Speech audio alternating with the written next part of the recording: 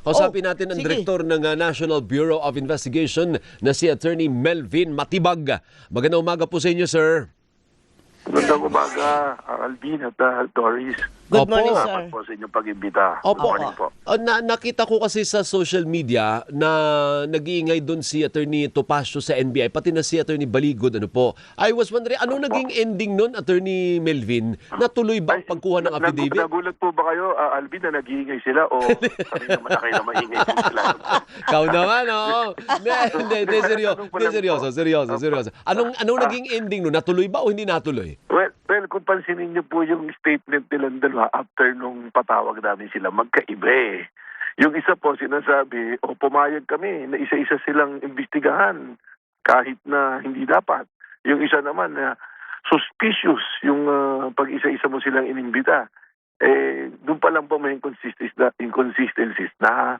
Pero sa totoo po, nangyari kahapon, yung pong kay Mike Defensor tsaka doon sa asawa niya, nag-invoke sila ng right to silence. Yung hindi sila yung sa constitutional right po ba na na sinasabi sa Bill of Rights, pwede kang hindi magsalita kung makukompromiso ka. Oo. Okay lang naman po yun kahit na ito women ay fact-finding pa lang, hindi naman po sila iniisip na sila ay may ginawang krimen eh. Kaya nakakagulat na nag-i-invoke po ng ganon.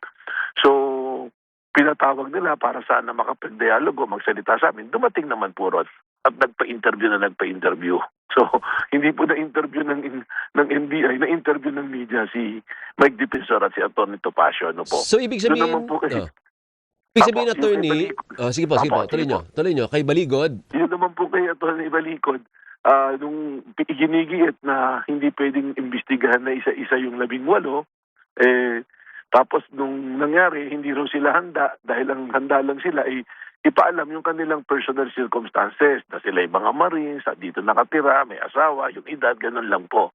Malino naman po yung subpoena namin, nakalagay naman po dun investigation based on the joint affidavit na ginawa nila noong February 23 na isinumiti po sa Office of the Ombudsman. Apo. So ganun po yung nangyari dyan. Pero nung paglabas po nila pare-parehas dun sa investigation, ayun na po yung mga statement. Mas Opo. gusto po yatang magpa-imbestiga sa media, press con, kaysa magdaroon ng palutasan. Yung kanilang inireklamo, yung sinasabi nila, kasi let me set the record straight, iimbestigahan din po namin yung mga taong binabanggit nila provided na yung kanilang sinasabi ay mapapatunayan natin na may sustansya at tatayo sa anumang korte po. kumbaga, Oo. yun ang sequence. Oo. Kailangan, tama muna yung sinasabi mo bago natin imbestigahan yung inaakusahan mo. Kumbaga form and substance. Oo. Tama naman. Di ba gano'n naman po talaga? Halimbawa po, Sir Alvin, Ma'am Doris, meron kayong reklamo, may isang tao kayong nirereklamo, ano po?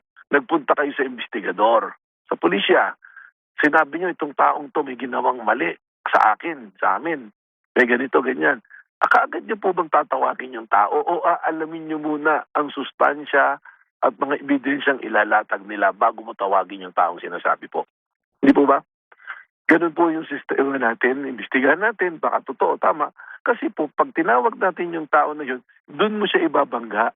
Basic naman po yan sa batas, sa rule na kailangan imbestigahan mo, alamin mo kung ano yung nirereklamo at tawagin mo yung nirereklamo at pag napatunayan mo kung sino sa kanila nagsasabi na to, dadalhin natin sa korte yan, may recommendation po tayo eh. O sabihin na po natin dito, nag-aakusa sila ng mga diniliver na mali-maleta. Naririnig ko po sa social media ang akusasyon ni Mike Defensor, magnanakaw yan, magnanakaw. Tingnan nyo po, magsuri kayo, ni isang reklamo ba, may ipinay po ba si Mike Defensor doon sa mga taong sinasabi niya magnanakaw sa gobyerno?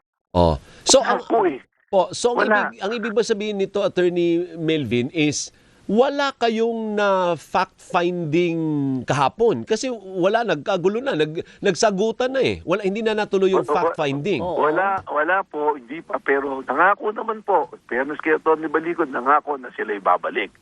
Out of 18, 16 yung dumating, wala naman po nagsasalita no sa 16. Kahit nga po sa media interview Hindi niyo po ba napapansin? Ang nagsasalita si Mike Defensor, si Atty. Balikod, at si Atty. Topacio. Hindi po ba? Paano naman po natin iimbestigahan yan? Paano po magagawa ng NBI yung kanilang duty kung hindi po nakikipagtulungan yung mga tao nagre-reklamo? Ang gusto po nila kung ano yung isinubo nilang reklamo, yun na, tawagin nyo na yan. Merong mga picture na mali-maleta. Hindi po ganun ang rules of evidence. Picture, nagpakita ka. Asan ang original? Sino ang kumuha ng litrato? Kailan mo ito kinuha? Hindi po pwede na ganun. Yun po yung nakakalungkot Tapos isasalang nila sa media, sa social media, para kumuha ng opinion. Kaya naman po kami sa NBI, tinitingnan din namin yung angulo. Bakit nila ginagawa to? Ano bang timing? Ano bang mga events na nangyayari sa paglabas nila? Kaya po nababanggit namin na sino ba mga nag-recruit dito? Bakit ba may ganitong pangyayari? Sapagkat mas dumadami po ang nagiging katanungan kaysa sa kasagutan. Okay, Okay. partner.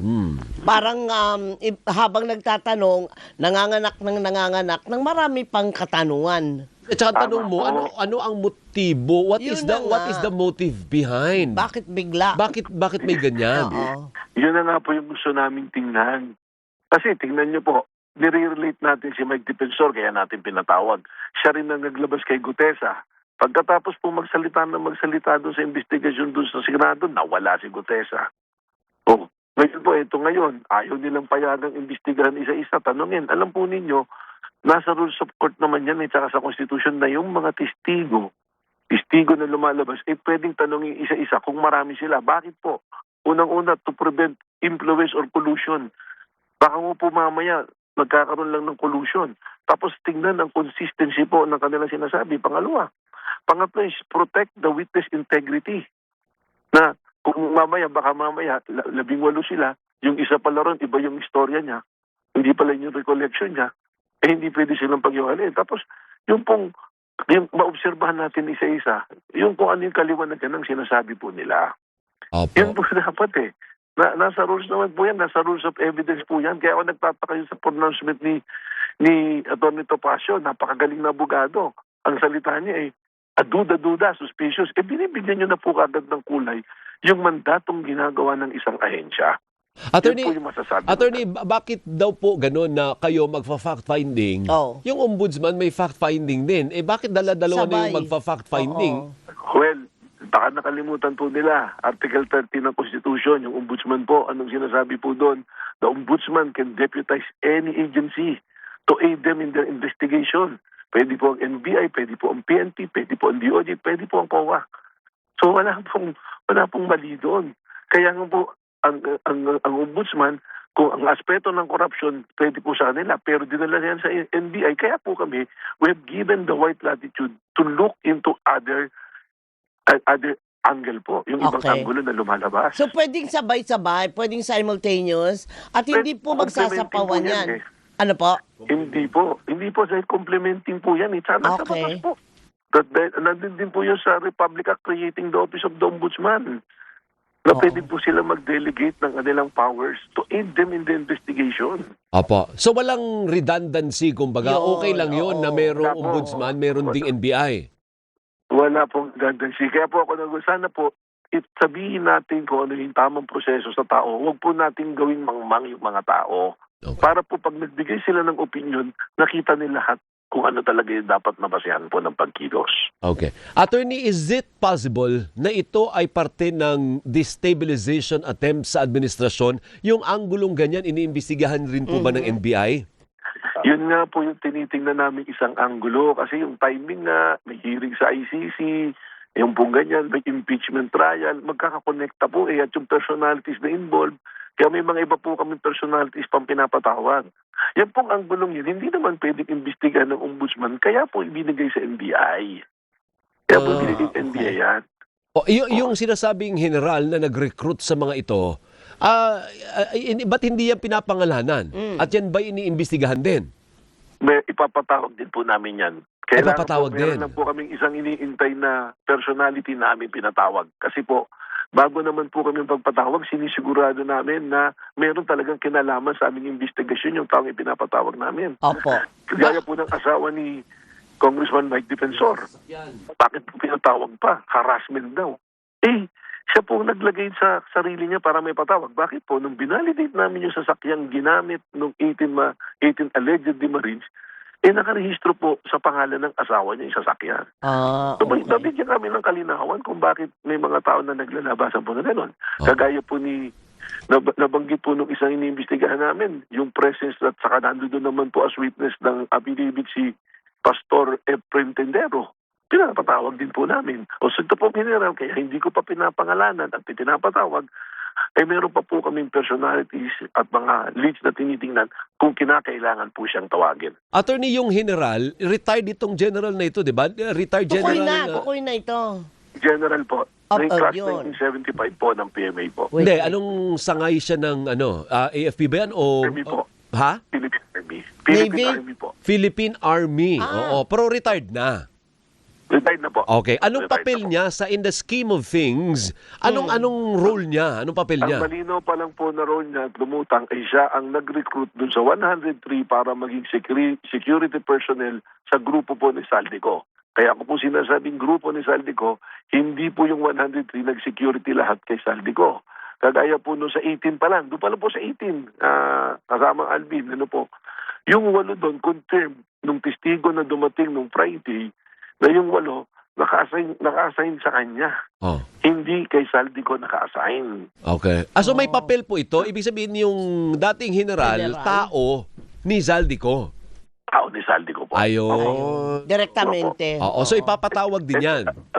Ang ganda nga po nitong pag-uusap natin at lahat naman ng pag-uusap at tinayo, consistent naman po yung sinasabi namin eh. Opo. Yung procedure namin eh. Po. Kapag may protocol naman po sa NBI, impact recorded naman po yung investigation kahapon sa NBI. Opo. So ano yung angulo, Attorney Melvin, na yung dating general ay ginamit ang 18 dating Marines para maggumawa ng kwento? Ganun ba ang angulo Hindi pa po tinitingnan? tayo ron. Kaya kung maaalala niyo po, binabanggit ko na maaaring biktima ng kahirapan yung mga 18 Marines kaya nakagawa ng ganito kasi po meron pong lumalabas sa aming fact-finding na itong dating general na nag-recruit sa kanila dahil parang siya under sa kanya, empleyado, ay iniwanan ng 200 million ni Zaldico to take care of this bodyguards na to habang wala siya. Pero nangyari daw po, ito ay yun tayo bati sa testimony po, nasa record naman po ng aming investigation to, binigyan lang ng 50,000 ng isang beses lahat at hindi na pinatawag. Kaya 5 months after, nakakaranas ng kahirapan, biglang nalig po dito, lumabas silang ganyan. Yun po yung angulo niyan. Oh, Opo. so parang nagkaunsehan. Nagkaunsehan sa Oo. madaling salita. Opo, yung tawag po doon sa legal section 11. Oo. Nagkaunsihan po kaya section 11. Ano Oo. po? Hindi, yun yung sinasabi. Pero hindi natin sigurado kung totoo nga ganun ang Kaya nangyari. nga po tayo nag-iimbestiga. Sir Yun Alvin, ang Doris. inimbestigahan. Kasama po sa iniimbestigahan natin. Ah, Ano po? okay. Kung nakikinig Pero naman again, I will say it again, kung mapatunayan po na isa man doon sa akusasyon nila sa mga personalidad na binanggit ay may katotohanan, hindi po kami magdadalawang isip na ipatawag, imbestigahan at kung kailangan kasuhan po natin. Ayun. Okay. Pero itong si former Congressman Mike Defensor, iniimbestigahan nyo rin for destabilization attempts against the admin? Well, sa inyo na po nang kasi tingnan nyo po, nung una sinasabi niya wala siyang kinalaman. But lately, inamin niya, siya ang nag-organize ng press conference. At alam naman na po namin yung kasi ang presidente nung Club Pilipino nagsabi na rin sa amin ng statement eh. Meron pa nga po kaming personality ipapatawag dyan, hindi pa lang namin ipinapatawag din. Kasi kami naman po sa NBI, siyempre, we have a strategy. We are given wide latitude to do it. To see the truth, to seek for the truth. Sana, makipag-cooperate sila. May subpoena power po kami. Kung pinatawag namin sila, they're obligated to come and give their testimony para po makatulong.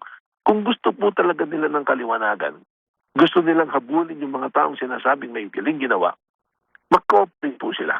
Tapusin po natin na ma-ayos yung ebidensya. Sa 17, babalik yung mga allegedly Marines. Mag-issue po silang individual statement. Kung ano yung participation at ituro kung sino yung nakaharap nila sinasabing politiko o tao man na tumanggap sa nila ng pera po. Pansinin nyo lang po yung mga litrato unang-una. Naming litrato. Wala man maipakitang litrato doon ha. At mag-claim kung sino yung kumuha ng litrato na nakasama talaga nagbibigay ng pera. Siya. Thank you, boss. Salamat. Hanggang dyan muna tayo. Nag-OT ako. But maraming salamat sa tiwala. Thank you Salamat po. Mabuhay ka. Thank you. Si Thank you po, Attorney sir. Melvin Ingat. Matibag.